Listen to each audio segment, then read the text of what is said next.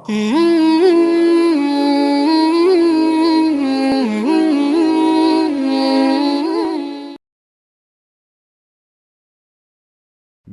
الله الرحمن الرحيم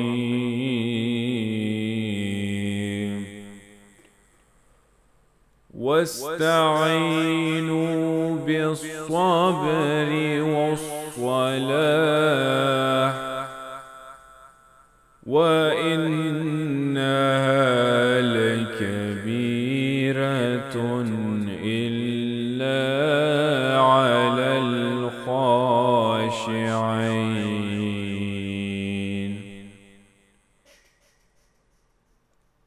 الذين يظنون أنهم ملاقو ربهم وأنهم إليه راجعون.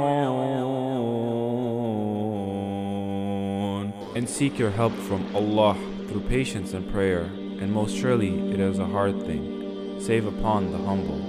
Those who bear in mind the certainty that they will meet their Lord, and that verily unto Him shall they return. To enable man to overcome his latent low desires and to clean his mind from the love of position and rank, the Quran says, and seek your help from Allah through patience and prayer, and most surely it is a hard thing, save upon the humble.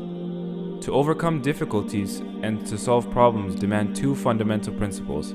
The first principle is a strong inner will, and the second one is a firm outward refuge. These two principles are referred to in the above verses as patience and prayer.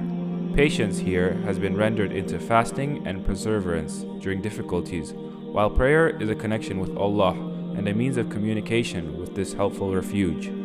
About the term sabr, patience, one of the books says that it is a natural phenomenon well known to every enlightened one that bodily mortification is to some extent necessary in disciplining the human ego, accommodated in the physical framework, to lighten it by liberating it from the clutches of the desires and passions of the material world.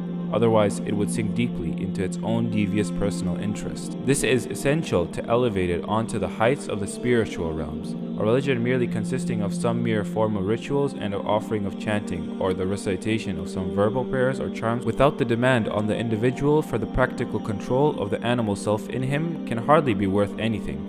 The truth endowed, or the spiritual strength one gets through overcoming his selfish passions, is by itself a very vast subject to be dealt with. However, an Islamic tradition says that Imam as-Sadiq alayhi salam was once asked about the meaning of the word sabr, patience, mentioned in this verse, when he said, patience means fasting. Again, commenting on this verse, the leading commentators have cited that whenever any difficulty confronted the Prophet of Islam sallallahu alaihi wasallam, he used to resort to fasting and prayers to be helped with. Also, Hazrat Ali alayhi salam did the same. It is also narrated from Imam as-Sadiq alayhi salam, who has said, it does not matter that when one of you is involved in a grief out of griefs of this world, you would make ablution and enter a mosque. Then you would recite a prayer and offer a petition therein to Allah, because I know He has commanded, and seek your help from Allah through patience and prayer.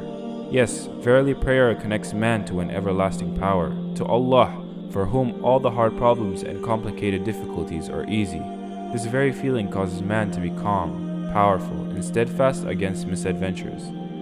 And with prayer, what else can ever be imaginably more effective or successful than any individual in his helplessness approaching the All-Merciful Almighty? In the verses following the above one, the Holy Quran introduces the humble ones, thus, those who bear in mind the certainty that they will meet their Lord, and that verily unto Him shall they return. So it is narrated from Amir al-Mu'mineen Ali alayhi salam, who has said that one of the characteristics of the humble who are the same as the believers is knowledge and certainty about their meeting with Allah, which will take place in the hereafter. Sallallahu ala Muhammadin wa ala ahli baytihi at-tayyibin at-tahirin.